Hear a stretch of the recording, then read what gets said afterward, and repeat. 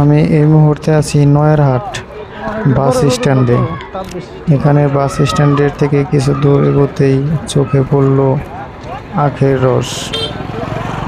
এটা কিন্তু আখের রস বরফ ছাড়া, একদম পিওর।